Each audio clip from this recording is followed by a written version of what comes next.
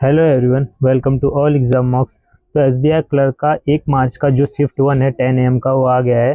तो मैंने 2-3 लोगों से ये रिव्यू लिया है। इस पे अगर कुछ भी किसी क्वेश्चन या किसी सेक्शन या टॉपिक में कुछ रहेगा तो आप लोग कमेंट करके उसको करेक्ट कर सकते हो। ये बेटर रहता है हेल्प होने के लिए। तो पहले मैं ओवरऑल आने से पहले मैं एक डे 3 की बात करूँगा, फिर हम लोग इंग्लिश, रीजनिंग और क्वांट के हर एक सेक्शन को डिटेल ब्रेक डाउन करेंगे कि क्या क्या क्वेश्चन आए थे और क्वांट में कैसे 2 DI और 2 कैसलेट दोनों देखने के लिए मिले थे। तो कैसलेट एक देखने को मिले थे। तो डे 3 की अगर सैमरी की मैं बात करूँ तो डे 3 के दिन कुछ भी ऐसा ज़्यादा नॉट अ बिग चेंज आया था। मतलब जो एक नॉर्मल पैटर्न रहता है एसबीआई क्लर्क का वही फॉलो था। बस ये था कि क्वांट में थोड़ा सा चेंजेस आए थे कि ओनली क्वांट्स में क्या हुआ था कि डीआई के साथ साथ 1-2 कैसलेट भी डाल रहे थे वो लोग, जिसकी वजह से पेपर लेंथी हो जा रहा था और लोगों को कैसलेट या एक डीआई ऐसे छोड़ने पड़ जा रहे थे। अगर कैसलेट में लोगों का ज़्यादा हाथ नहीं बैठा है तो उनको छोड़ना ही पड़ रहा था। और एक ये था कि फोर्थ शिफ्ट में पहली बार हम लोग को रॉन्ग नंबर सीरीज देखने मिली थी। रॉन्ग नंबर सीरीज, नहीं तो उसके पहले सिर्फ मिसिंग सीरीज ही आते थे। तो बाकी सब तो सेम लेवल पे वही चल रहा था। थोड़ा टफ, मॉडरेट, ब्लड रिलेशन, इसमें उसमें थोड़ा मोटा लिटिल चेंजेस हो रहा था। बट ये है कि जो भी पैटर्न है वो पूरा एसबीआई क्लर्क के साथ ही फॉलो हो रहा था, तो ज़्यादा कुछ चेंजेस नहीं था। तो मैं आ जाऊँगा, बात करूँगा कि आज का जो एसबीआई क्लर्क का शिफ्ट 1 है हमारा 1 मार्च का, उसमें इंग्लिश का सेक्शन कैसा था। तो हम लोग बात करें अगर आरसी की, तो आरसी से 9 क्वेश्चन देखने मिले थे। और आरसी का जो टॉपिक था वो ज़्यादा मुझे कंफर्म नहीं है, बट वो स्लीपिंग रिलेटेड कुछ तो था, कुछ तो समथिंग। तो अगर आप लोग को किसी को टॉपिक या कुछ पता हो इसका तो आप लोग प्लीज़ कमेंट कीजिए उसको। और इसमें एक सिनोनिम्स, एंटोनिम्स और एक फिलर्स भी थे। मुझे एक डॉन्टिंग पता चला है कि मे बी डॉन्टिंग का एंटोनिम पूछा गया था। और अगर आप लोग को सेकंड सिनोनिम्स और एक फिलर याद हो क्या था तो उसके लिए भी आप कमेंट कर सकते हैं। सेकंड क्लोज टेस्ट आया था। क्लोज टेस्ट से 6 क्वेश्चंस थे। लोग कह रहे कि मतलब 3 इजी और 3 थोड़ा ट्रिकी थे। अदरवाइज ऐसा था। और ये जो क्लोज टेस्ट था इसका जो टॉपिक था वो यूरोप के वेदर पे रिलेटेड था। यूरोप के वेदर पे रिलेटेड था। उसकी बात करें तो कुछ तो करेक्ट इनकरेक्ट करके 5 क्वेश्चन मुझे एक पर्सन से पता चला कि वो 5 क्वेश्चन करेक्ट इनकरेक्ट था। मैं इस चीज़ के लिए श्योर नहीं हूँ, तो प्लीज़ कमेंट कीजिए कि ये क्या था, पैसेज से था कि कुछ एक डिफरेंट या सेक्शन टॉपिक था। तो मुझे इसके बारे में श्योरिटी अभी तक नहीं मिली, तो प्लीज़ कमेंट दिस थिंग। उसके बाद अगर बात करें तो सेंटेंस रीअरेंजमेंट से क्वेश्चन थे। सेंटेंस रीअरेंजमेंट से क्वेश्चन थे और कुछ 3 क्वेश्चन देखने मिले थे इससे। अब बात करते हैं, आगे चलते हैं। तो फिर उसके बाद एरर से क्वेश्चन थे। एरर में सेंटेंस को सेंटेंस बेस्ड एरर था, तो उसमें हम लोग को करेक्ट फाइंड करना था, if I am not wrong. मुझे जिससे पता चला कि करेक्ट फाइंड करना था हम लोग को उसमें। तो इससे भी 4 क्वेश्चन रिलेटेड थे। उसके बाद मिस स्पेल्ड के क्वेश्चन थे, मतलब मिस स्पेल्ड स्पेलिंग एरर की क्वेश्चन थे। तो वो भी कुछ 3 से 4 क्वेश्चन ये भी थे। उसके बाद ये ओवरऑल हो गया। मुझे तो लग नहीं रहा मैंने कोई सेक्शन या टॉपिक छोड़ा है। बट अगर आप लोग को लगता है कि ये पार्ट भी आया था तो उसे कमेंट कीजिए। इससे बेटर और लोगों को पता चलेगा कि हाँ ये टॉपिक और ये सेक्शन भी आया था, तो वो बेटर प्रिपेयर रहेंगे और ये बेटर एनालिसिस हो सकता है। इसके बाद हम लोग बात करते हैं रीजनिंग पे। तो रीजनिंग में ओवरऑल 3 पजल शायद देखने मिला था, 3 से 4।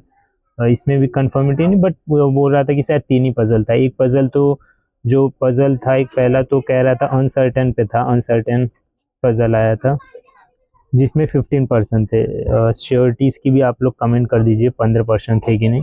सेकेंड सीक्वेंस सीटिंग थी। सीक्वेंस सीटिंग बाय डायरेक्शनल था।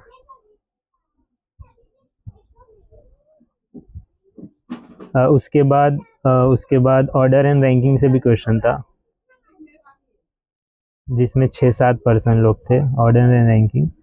बॉक्स पजल एक था, 7 से 8 लोगों को सीटिंग कराना था उसको भी। उसके बाद बात करें तो सिलोजिज्म से क्वेश्चन था। 5 क्वेश्चन थे। ओनली अ फ्यू वाले भी थे और इधर और भी आंसर आ रहा था शायद, मे बी। बताइए अगर आपका कोई इधर या नीदर करके कोई एक आंसर अगर आया है रीजनिंग में तो। ब्लड रिलेशन से क्वेश्चन देखने नहीं मिला है। ब्लड रिलेशन से क्वेश्चन नहीं था। 7वां डायरेक्शन से क्वेश्चन था, इजी था, और 3 क्वेश्चन इस पे भी था। और उसके बाद बात करें तो चाइनीज़ कोडिंग से 3 क्वेश्चन थे, चाइनीज़ कोडिंग डिकोडिंग मीन्स से 3 क्वेश्चन थे। इनइक्वालिटी से 3 क्वेश्चन थे। ये इनइक्वालिटी और इसको भी कंफर्म कीजिए, मुझे तो लग रहा है 3 क्वेश्चन थे। तो इसके बारे में बता दीजिए। और शायद इनइक्वालिटी में कुछ तो डबल स्टेटमेंट की बात हो रही थी कि डबल स्टेटमेंट था और इनमें से फाइंड करना था इनइक्वालिटी को। उसके बाद अगर हम बात करें तो शायद कंपैरिजन का भी क्वेश्चन देखने मिला था। कंपैरिजन वाला प्लीज़ कंफर्म कर देना एक बार। कंपैरिजन से क्वेश्चन था, 6% थे, 3 क्वेश्चन इसके ऊपर थे कंपैरिजन रिलेटेड वाले पर। उसके बाद नंबर सीरीज से क्वेश्चन थे, नंबर सीरीज से क्वेश्चन था, रॉन्ग नहीं, कंटिन्यू सीरीज थी ये, तो कंटिन्यू सीरीज थी ये पूरी। ठीक है, ये ओवरऑल हो गया। और शायद एक वर्ड बेस्ड पेयर फॉर्मेशन भी आया था, पेयर फॉर्मेशन वाला वर्ड एक क्वेश्चन था इस पे। और वो कुछ वर्ड शायद रिलैक्सिंग करके था, रिलैक्सिंग। आप लोग ये भी कमेंट करके बताइए, इससे कंफर्मेशन मिल जाएगा इस वर्ड के लिए। और 13 एक कुछ तो असाउंड करके था, और उसमें लोगों को बताना था कि कांस्टेंट अगर -1 होगा और वोवेल +1 होगा तो फिर थर्ड लेटर फ्रॉम राइट क्या होगा, थर्ड लेटर फ्रॉम राइट बताना था। ये ओवरऑल था। मुझे लगता है इतना ही था। अगर आप लोग को लगता है कि मैंने कोई सेक्शन या टॉपिक रीजनिंग में छोड़ा है तो प्लीज़ उसे भी कमेंट करके बताइए। आते हैं हमारे कौन सेक्शन में कि कौन के ब्रेकडाउन क्या आते हैं टॉपिक्स और क्वेश्चंस के। तो कौन का बात करें तो लेवल मॉडरेट लेवल पे गया है, क्योंकि इसमें 2 DIs और कैसलेट DI भी देखने मिला है, जो कि 2-3 क्वेश्चन उसमें भी थे। तो स्टार्टिंग से बात करें तो पहले मैं बात करूँगा सिंप्लीफिकेशन से। सिंप्लीफिकेशन से 10 क्वेश्चन थे। उसके बाद बात करूँगा अगर DIs की, तो 2 DIs थे, एक टेबल के फॉर्म में था और एक बार वाला था, बार ग्राफ। उसके बाद अगर थर्ड में बात करूँगा तो कैसलेट DI था, जैसे कि मैंने बताया कैसलेट DI था। 2-3 क्वेश्चन था, जिससे मुझे रिव्यू मिला उसने इसको अटेम्प्ट नहीं किया था, इसलिए मुझे कंफर्मेशन ऑफ क्वेश्चन नहीं पता, बट 2-3 क्वेश्चन कैसलेट DIs पे थे। उसके बाद बात करें तो इसमें क्वाड्रेटिक इक्वेशन आया था अब तक, जो कि क्वाड्रेटिक इक्वेशन नहीं आ रहे थे, ठीक है, वो आ गया। और उसके 4 क्वेश्चन थे आई थिंक, तो 4 क्वेश्चन क्वाड्रेटिक इक्वेशन थे। ये पहली बार आया है, मतलब पहली बार इस जो एग्ज़ाम 2025 का उसमें आया, वरना प्रीवियसली भी SBI क्लर्क के एग्ज़ाम में देखा गया, और एक नॉर्मल पैटर्न है कि ये क्वेश्चंस ये टॉपिक से भी आते हैं। उसके बाद बचा हुए क्वेश्चन आई थिंक सारे अरिथमेटिक से थे। अरिथमेटिक से ज़्यादा क्वेश्चन इस बार नहीं आए, क्योंकि 8-9 क्वेश्चन ही बचे, क्योंकि क्वाड्रेटिक और कैसलेट DI ये सब बढ़ के अरिथमेटिक का वेटेज कम कर दिया। अरिथमेटिक में भी वही हमारा basic TSD, partnership, profit and loss, boat, और फिर ट्रायंगल का कुछ तो मेंसुरेशन में क्वेश्चन आया था, मतलब ट्रायंगल्स पे बेस्ड था वो। ये हो गया हमारा ओवरऑल हो गया हमारा। अब बात करते हैं कि वो कैसा रहा ओवरऑल शिफ्ट का आज का एनालिसिस। तो 1 मार्च का 2025 का शिफ्ट 1 का एनालिसिस। इंग्लिश में लोगों के जो अटेम्प्ट है वो 26 to 28 वेराई कर रहे हैं। पीपल्स 30 भी करते हैं, पीपल 26 लेस भी करते हैं, बट आई थिंक 26 to 28 वेराई कर रहे हैं। और जो रीजनिंग में है, रीजनिंग में भी जो है वो 28 to 30 वेराई कर रहा है। और जो क्वांट का है, क्वांट में लोगों के जो अटेम्प्ट्स हैं वो 25 to 27 वेराई कर रहे हैं।